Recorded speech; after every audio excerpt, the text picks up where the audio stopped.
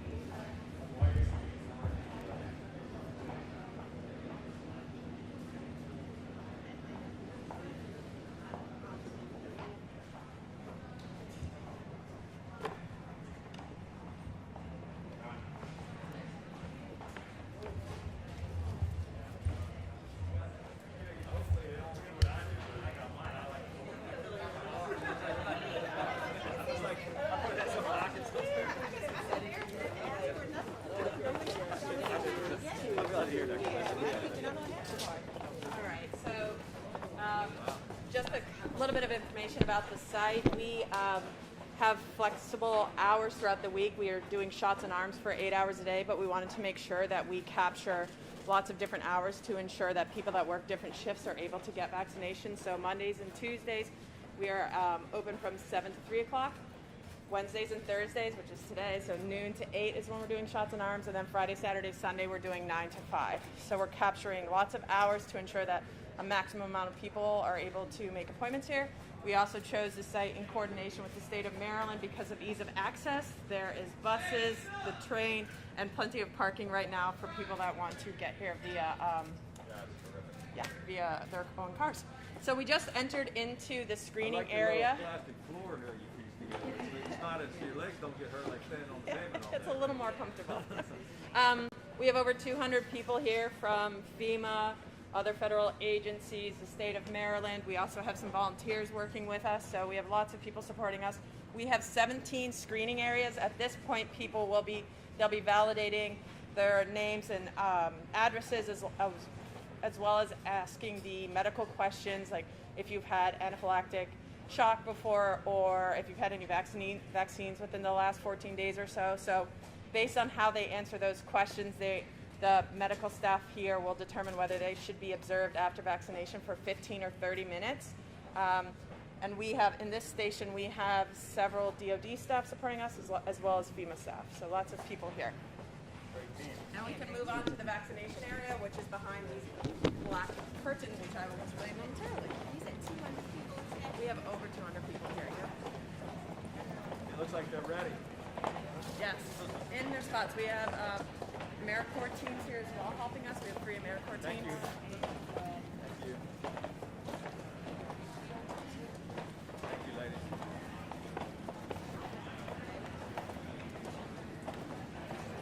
And I guess you also have areas set up so when you do the observation, we have it also ready in case there's a reaction. Yes. We'll talk about that in a minute. Okay, so we'll stay about this area. Just everyone's beginning to get ready for the day, so I don't want to intrude upon them. We have 30 vaccination stations. Each vaccination station has a person that will actually be doing the vaccinations, as well as a scribe who will be documenting all the information on the cards that patients will get when they are getting their vaccination to ensure that they have the documentation showing that they got the vaccination. When people register for their first vaccinations, they also get their automatic second appointment. So everything is in the system from day one. So that's great. We have in the back on the left will be the pharmacy. We're not going to go back there because they are busy prepping I can see stuff they're for the day. They're filling those vials. Yes, and then to the right, the hallway to the right is the supply station. So extra PPE and things like that are there. Behind you, you will see 2 black curtained areas. Those are areas if anyone needs privacy or sensory support when getting their vaccinations. We have 2 stations always available for that. If anyone comes in here with a wheelchair or any additional access or functional needs, we will prioritize them through here. So when we enter, there's 2 lanes, and we'll ensure that they get quickly supported and get vaccinated and out. All right. In terms of the kind of vaccine, I guess it varies from day to day. So we're doing Pfizer. Good question. We're doing Pfizer for the first 3 weeks, first doses, and then we'll be doing second doses for 3 weeks after that. Oh, okay. So, all right. All right. We will move on to the observation area, which is through these tents.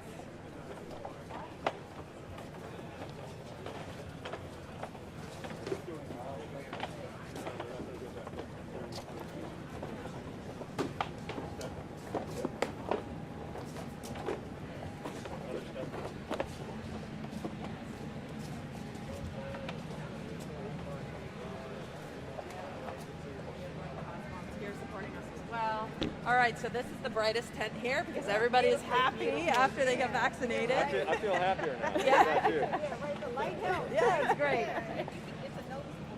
Yeah, so I think it's so large. Clocks to tell you. Yep, so we have all these chairs equal distance, so we're distance from here.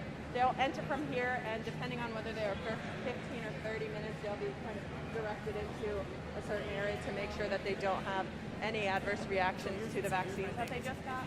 Over the black curtains over there is a first aid station, so we, if anyone actually does have any type of reaction, we always have an ambulance on site as well. Great. It will be here always if someone actually needs to be escorted off. A second ambulance will be called in to help that. We have medical in here as well to watch everyone. And so, as of tomorrow, you'll be up to full capacity of 3,000. Tomorrow we anticipate around 3,000 people. Yep. Great. Yep. Yeah, 4 days to stand this up. That's right. That's right.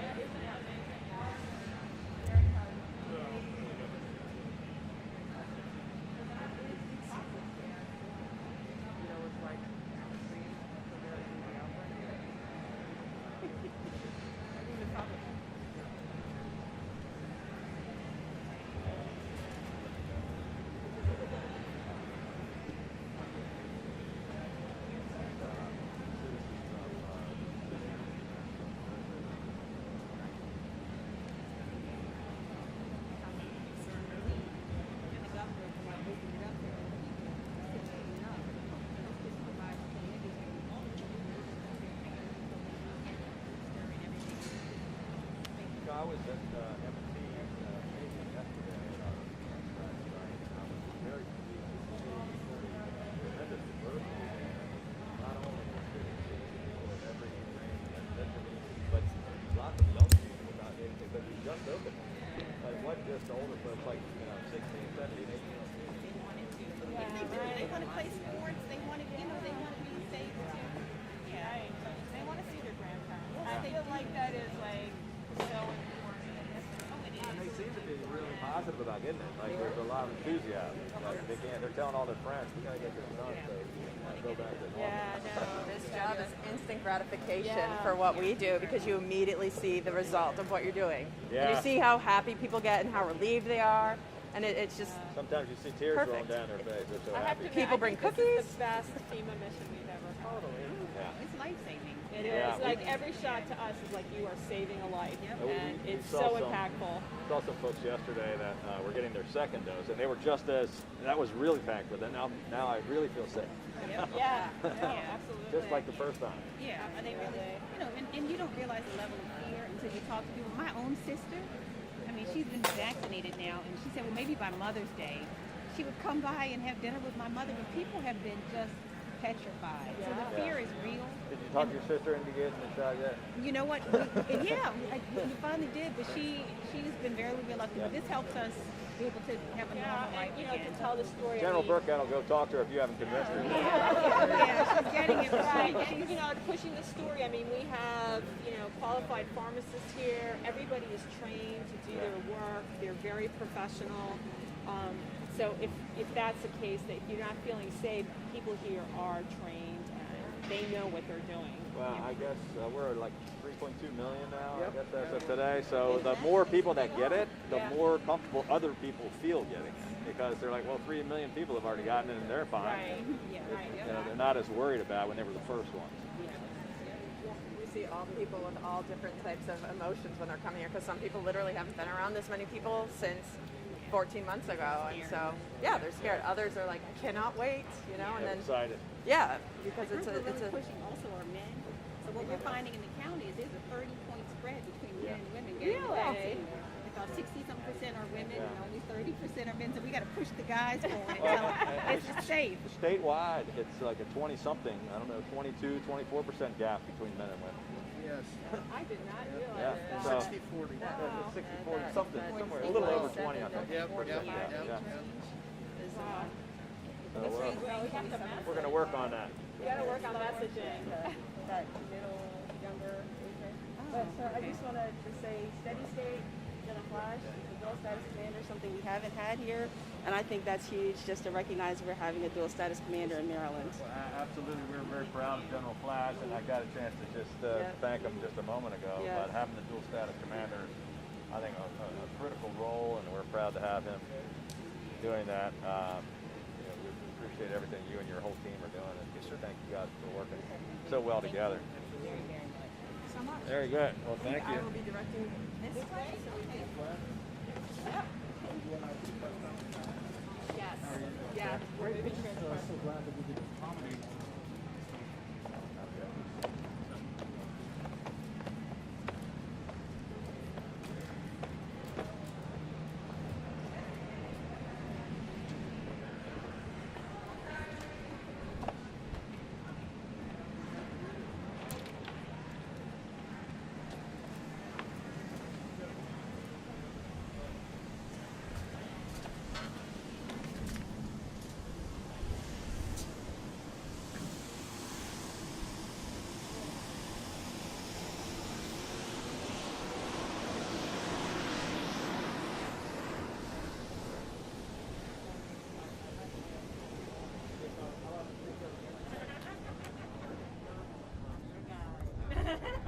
That's me.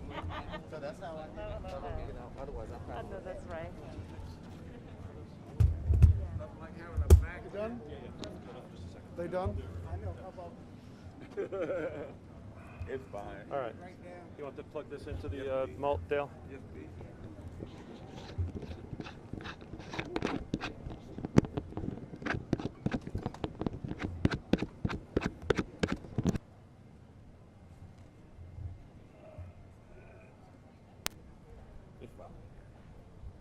Mic check.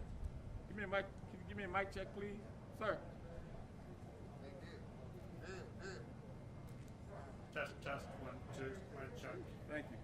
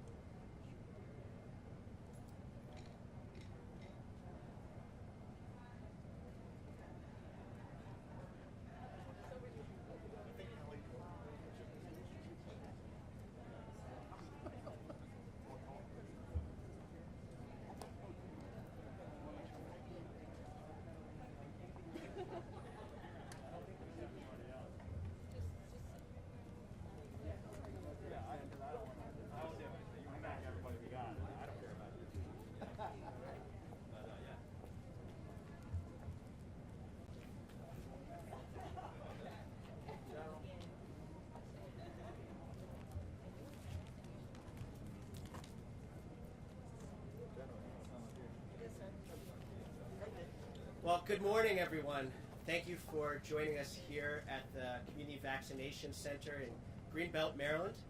It's a beautiful day for a press conference, and I'd like to introduce our speakers. First, we'll have Governor Larry Hogan. Next, County Executive Alsa Brooks. Next, Health Secretary Dennis Schrader. Brigadier General Janine Burkhead. I will speak after the General. My name is Chaz Eby from the Emergency Management Agency. And finally, Mayor Byrd and FEMA Administrator Janice Barlow. But first, it's my pleasure and real honor to introduce the Governor of the State of Maryland, Governor Larry Hogan. Well, thank you all very much. This is an exciting day, a beautiful day here in Prince George's County. It's great to be back here and to be opening another mass vaccination site. This time, it's thanks to the efforts and the partnership of FEMA. We can't thank FEMA and the entire federal government team enough for, first of all, choosing a site here in the state of Maryland, right here at the Greenbelt Metro station, which is terrific because people can access the site very easily. We're pleased to be here with County Executive Alsa Brooks, who's been a tremendous partner throughout this entire crisis. I'm proud to be with the whole team here from the Maryland Department of Health, Maryland Emergency Management Agency, Maryland National Guard. It's really, they say it takes a village. This really is a lot of people at the federal, state, and local level coming together for an incredible life-saving mission.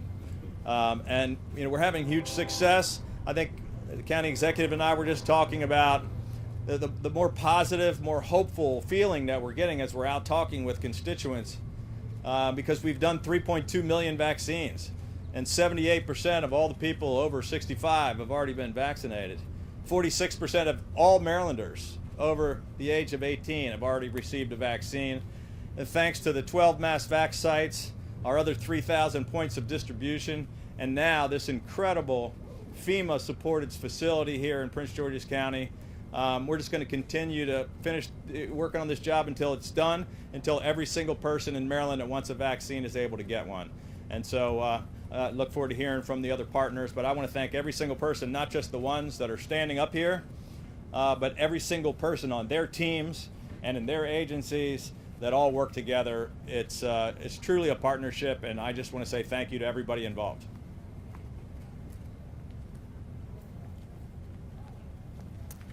Good morning, everyone. This really is a wonderful day in Prince George's County. I want to begin by thanking the governor for his leadership and thank him for being here. I always enjoy welcoming him back home because you all know Prince George's County is his home. So I want to just welcome him and thank the entire state team for the partnership that we've shared, the governor over this pandemic. And we are just so excited. Today does represent for us another ray of hope for our residents who have yet another place to be vaccinated and to have the hope that they can be reunited with their family members safely and can move back to normal life. And so last week alone, we vaccinated over 52,000 Prince Georgians. And this site, which offers 3,000 shots per day and has reserved 65%. And again, I do want to thank the governor and his team for reserving 65%. Thank FEMA so much for coming to Prince George's County and allowing us, Prince George's County, which was the hardest hit jurisdiction in the state, to protect our residents and to move back into normal life. I also really want to thank Mayor Colin Byrd, who is here. I also want to thank Emmett Jordan, who is here from the council for their leadership, and to say that this site represents for us increased accessibility. General Burkhead, thank you so much also for making sure that every single Prince Georgian, without respect for your resources, has an opportunity to be protected. This one, as you know, is here with transit. So many of our residents who do not have cars are able to access this site. Many of in the inner Beltway areas who have said, well, how do we get our shots? Well, they can come here now by way of Metro and get those shots. We're also increasing the penetration into those hard to hit communities through our mobile units. So getting the vaccine directly to the bedside in many cases of those who can't make it. But this site represents for us yet another chance to do so. So we're really just ecstatic today. 4 days it took to erect this beautiful site. That's unbelievable. It's magic that was performed here, and we recognize it, and we're just really grateful.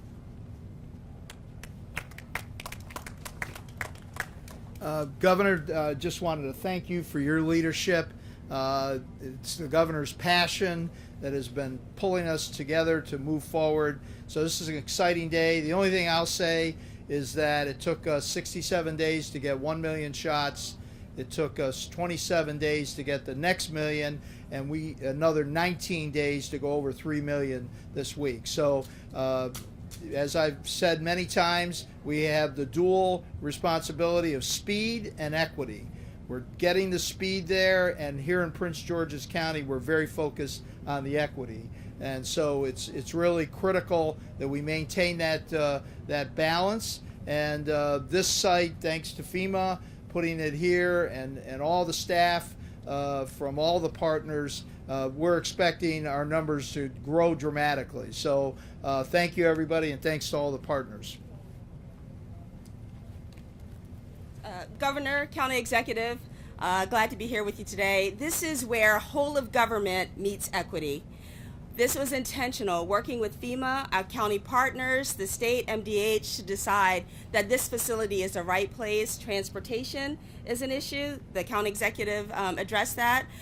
This gives us access for a whole of Prince George's County, and then driving those numbers to equity and getting people here in the community where they live. So thank you for your leadership. Thank you, FEMA. Appreciate being a partner here. Looking forward to working together. Thank you. Thanks, General. And as you mentioned, expanding access to the vaccine is vitally important. And what a great site to help do that here at Greenbelt Metro Station. I do want to thank our partners at FEMA, Prince George's County, Greenbelt, for helping rapidly stand up this site. It really is a true federal, state, local collaboration, which is one of the tenets of emergency management, coincidentally enough. So as others have said, there'll be 2,000 vaccinations today and then 3,000 tomorrow. That's the great thing about mass vaccination sites. We have economies of scale and efficiencies. They're excellent at getting shots in arms, many shots in arms. In Maryland, we're doing about 100,000 vaccinations per week at the state mass vaccination sites. And under the governor's direction, we'll have 13 open by the end of this month. It's a great thing. Thank you. So good morning, and thank you, Governor Hogan, and all of our federal, state, and local partners that have come together to open this joint community vaccination center in Greenbelt. And it is a true feat that this was put up in 4 days, and I'm truly excited about the teamwork that's been happening here. The goal of establishing these joint federal pilot centers is to continue to expand the rate of vaccinations in an efficient, effective, and equitable manner, with an explicit focus on making sure that communities with a high risk of COVID-19 exposure and infections are not left behind. I am truly honored to be here at Prince George's County. FEMA is working closely with our local and state partners to support all efforts to reach these communities through targeted outreach to community-based organizations, local media, radio stations, and our private sector partners. Just a couple of things about the site. At this site, those administering the vaccine have been trained to ensure a positive experience for everyone. The site has signage with directions for clients with access and functional needs and non-English speaking clients. There is an assisted check-in area and process for clients with access and functional needs.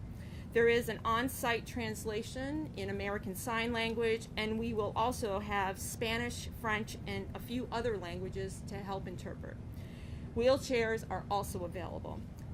This administration's view is that everyone should have access to safe, effective, cost-free COVID vaccines, regardless of their immigration status.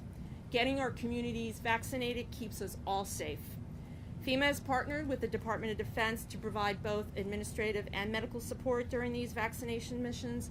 We have here in this location a total of 135 Air Force and Army personnel that are supporting this mission here. I want to assure clients that medical personnel in armed forces uniforms are helping to administer the vaccine. They are not here for law enforcement purposes. Over the next 8 weeks, this Type 2 site is projected to administer 3,000 shots a day to eligible Marylanders, primarily from Prince George's County. We are now waiting for vaccine. We know waiting for the vaccine has not been easy, but it's critical for you, your loved ones, and your community to save your place by registering today. either online at coronavirus.maryland.gov/pages/vaccine or calling 855-634-6829. Throughout this entire vaccine mission, we've been fighting two enemies, a virus and the inequities it has exploited. Establishing the site will help us reach the underserved in Prince George's County and bring us one step closer to winning the war against COVID-19. Our mission is helping people before, during, and after disasters. Equity is not a side note in our mission. Equity is the core of that mission. In the end of this pandemic is within reach. Everyone has to get vaccinated to make that happen. Even if you've had your shot, I urge you to reach out to your family and friends and make sure they've had theirs. We are truly all in this together. Thank you.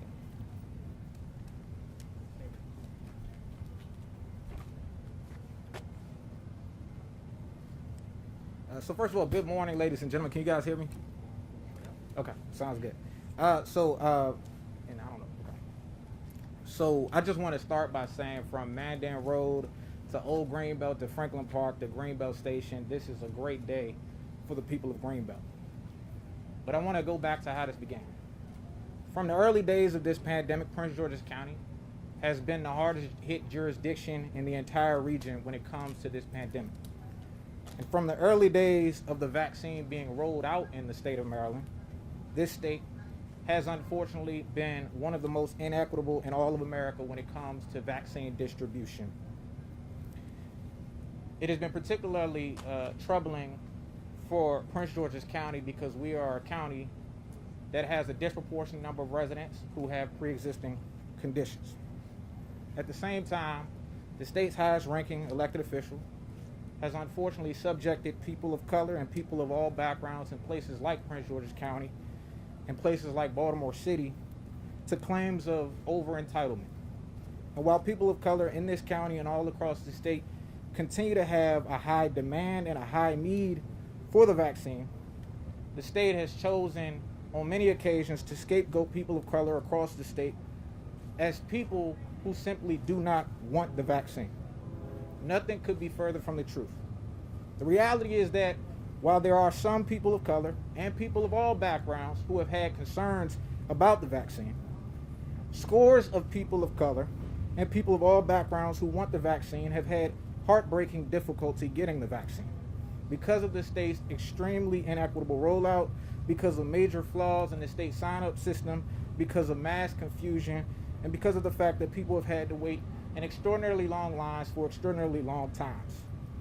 Today, however, marks a significant turning point when it comes to equity in the distribution of the vaccine for the people of Maryland and for the people of Prince George's County. With the support of FEMA, I'm delighted that Greenbelt and more broadly Prince George's County is today becoming ground zero for the Biden-Harris administration's commitment to improving the equity of vaccine distribution in the state of Maryland. I want to note that it should be noted clearly that once again, this is a federally run community vaccination center that is community-based. So I also want to specifically express my gratitude to our federal legislative partners, especially Congressman Steny Hoyer and Congressman Anthony Brown, both of whom specifically pushed for a FEMA-run vaccination site in Prince George's County. I also want to express my gratitude to President Biden, Vice President Harris, and Administrator Barlow for collectively recognizing that this site is the prime location within the county in light of its proximity to the metro station, parking access, transit accessibility, and the issue of the equity. I do want to note as well that, as has been mentioned previously, yesterday was a soft rollout for this site. And I want to especially commend FEMA and our federal partners because I received anecdotal feedback from several of my constituents, several of our constituents, who said that the job that they did, and hopefully will continue to do, was fantastic, seamless, and very convenient. So I'm grateful for that. But I want to close on this note. Today, as I said, is a watershed moment for the county, for the state, and for the country. But I would be remiss if I close without acknowledging that I think as important as it is that we're taking this step when it comes to vaccine distribution, we also take a broader step in this state, in this county, and in this country towards moving from pandemic denial to pandemic truth. Now, what do I mean by that?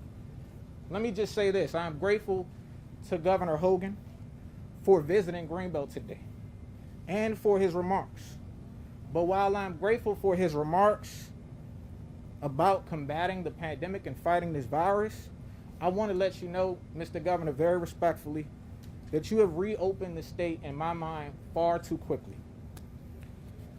And I ask that you reinstate more reasonable restrictions as soon as possible. Literally just yesterday, the administration, the federal government's CDC director said that with some of the state reopening timelines that have happened over the last few weeks and months, we could be looking at impending doom. We could be looking at a fourth wave. We could be looking at more people getting sick and more people dying. And since the state reopened last month, there has been a significant and marked increase in COVID-19 cases. When the state was reopening, the governor indicated that he would follow the science. But since reopening the states, we have seen the exact opposite. We have seen pandemic denial, and we have seen claims that the rise and the uptick in cases is unrelated to the accelerated reopening. We have also seen the hiring of a Trump administration officials whose credibility on the vaccine and on the pandemic in general is widely in question. And I fear that as a result of that and as a result of the reopening decisions that have been made, more Marylanders will get sick and more Marylanders will die. And so I want to use this opportunity to say that I hope that the state reverses course. Even though Prince George's County has kept in place many restrictions in spite of the state's actions in March, the state level reopening decisions impact our residents as well, because people from other counties travel to and from our county every day. Finally, I'm very grateful to the county executive, Ms. Alshabrooks, for visiting Greenbelt today and for her remarks. And I'm especially grateful to her for her leadership when it comes to advocating for more equity in the distribution of this vaccine and for more restrictions to keep the residents of this county safe, to get more residents in this county vaccinated. But I do want to say this for the county executive to consider. Literally today, a resident of my city, Ms. Chrissy Wilkins, who happens to be a teacher, is holding a rally at Eleanor Roosevelt High.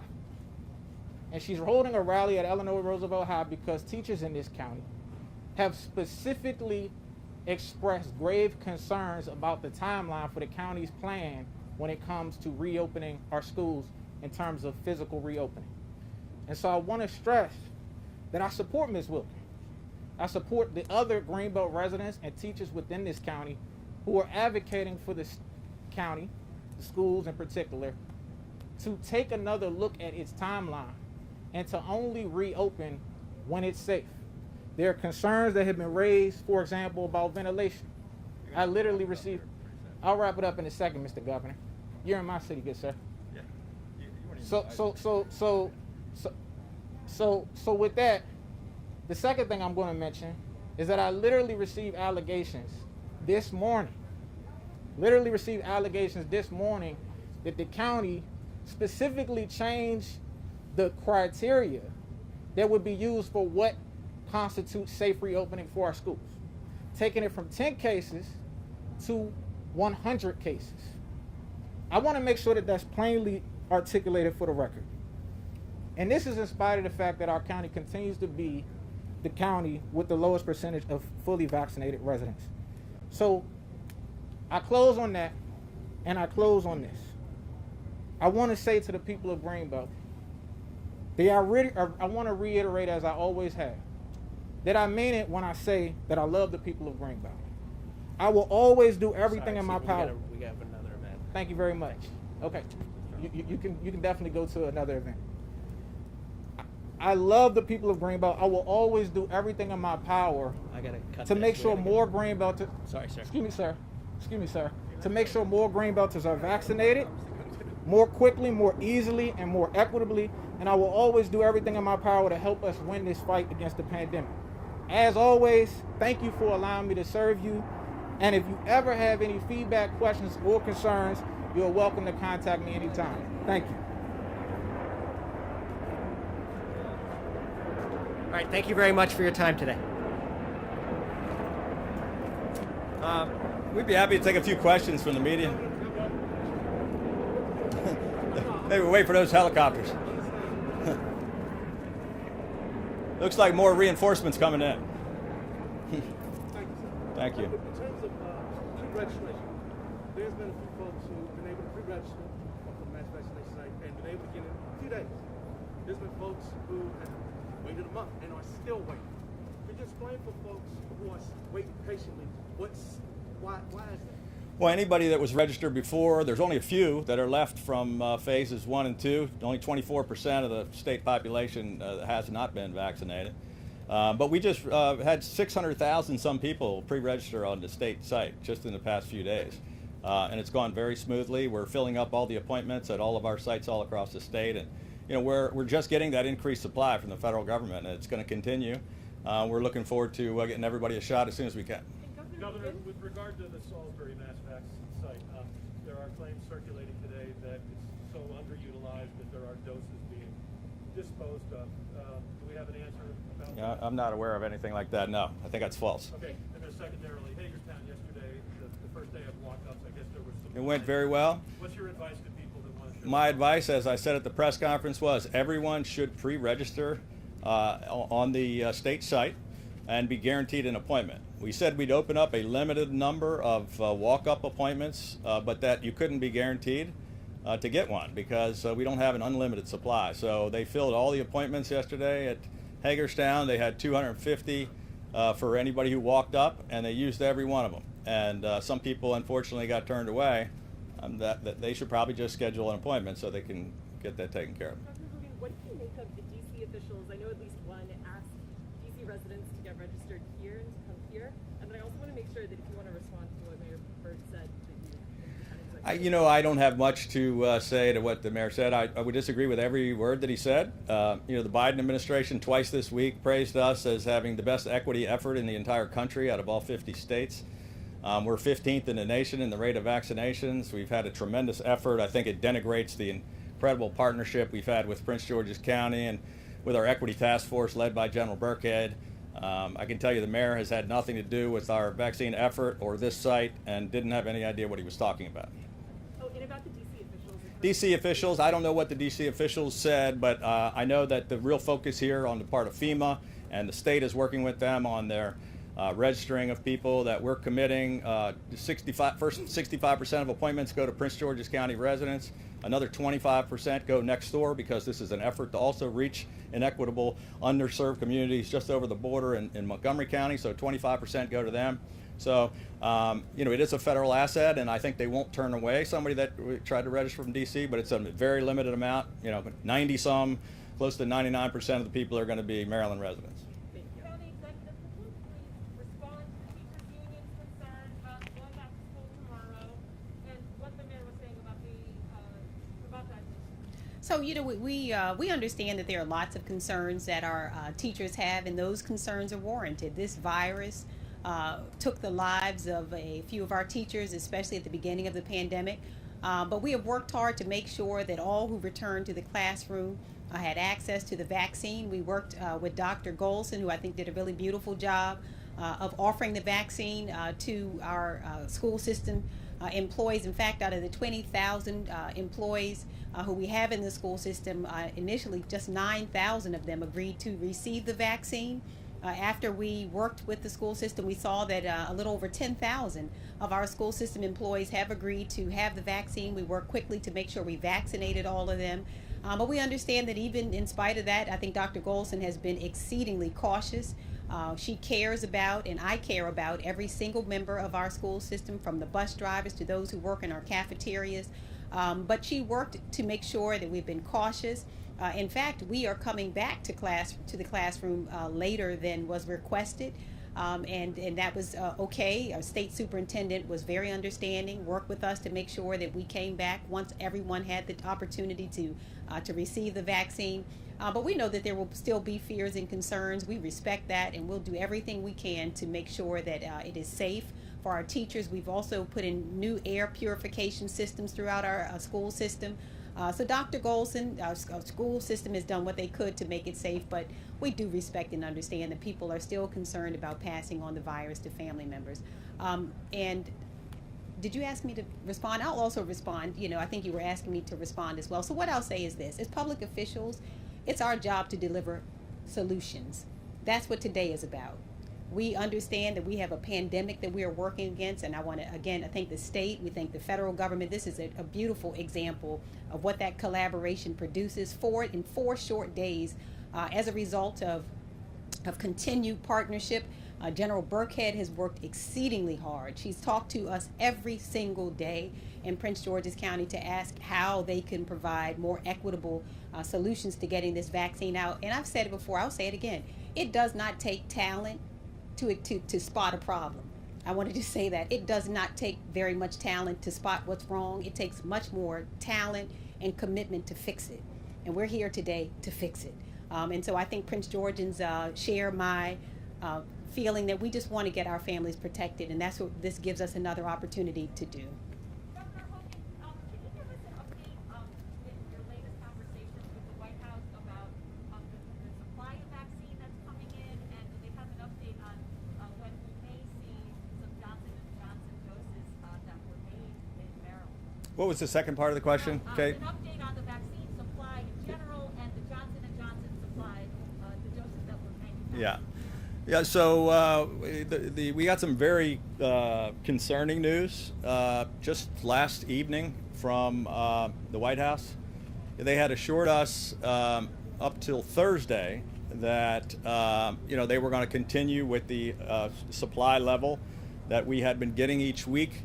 Of course, yesterday the president had the announcement about trying to get states to speed up to kind of catch up with where Maryland had already announced where we were going to be. We fully expected to get a full same kind of number of Johnson & Johnson as we normally do. We were informed last night that they're going to cut the allocation to all the states by roughly 5 million doses, from 500 and I think 5.8 million to 600,000 nationwide, which for us means about 80,000 fewer doses of Johnson & Johnson for this week, and we just found out about it last night.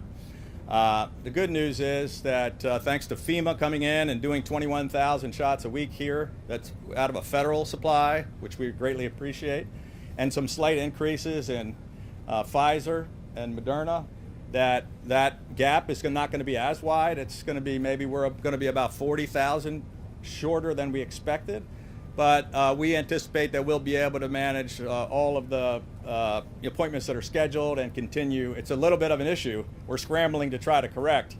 I don't know the reason for it. Nobody's really given us a good explanation. They had just assured us on Thursday that there was going to be no interruption of the Johnson & Johnson supply, regardless of the emergent biosolutions issue. They were coming from different places.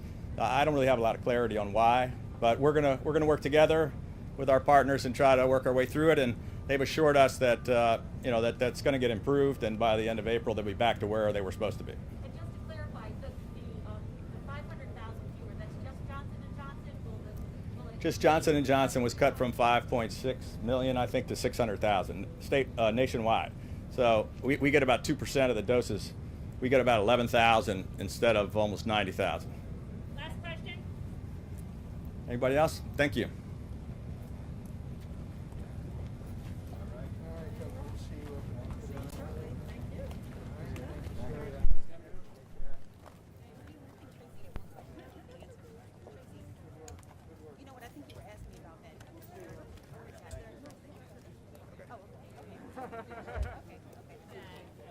And Tracy, we'll take your recommendation. At least we get it next week. How you doing? Angela, you good? Oh, yes. Thank you. How are you doing? Good. Doing good?